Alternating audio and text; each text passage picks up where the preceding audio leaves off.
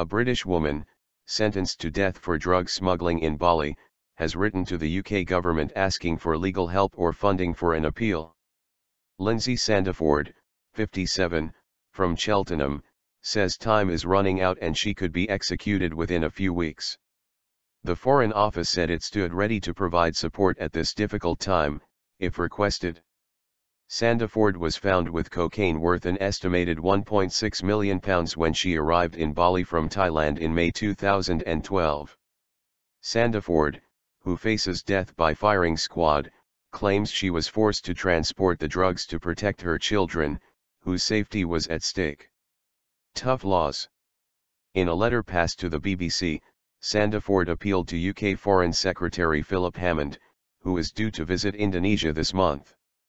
She said she currently had no legal representation and could not afford to pay for a lawyer, which meant she had been denied the opportunity to fully challenge her death penalty and the right to file for clemency. She also said she had received little or no help from the Foreign Office since her arrest. Sandiford said there was a risk the Indonesian authorities might interpret this as a lack of commitment by the government to her case.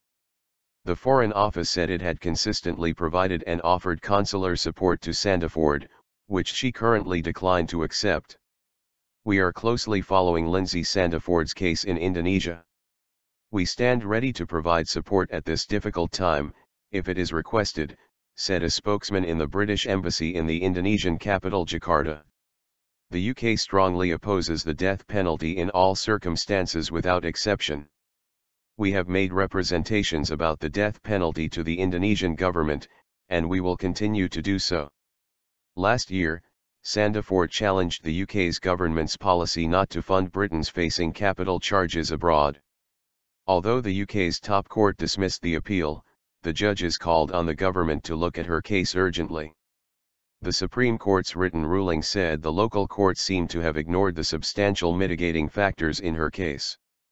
The judges cited age, mental problems, lack of previous criminal record and cooperation with police. They said there was a remarkable disparity of her sentence with those members of the syndicate whom she helped to bring to justice.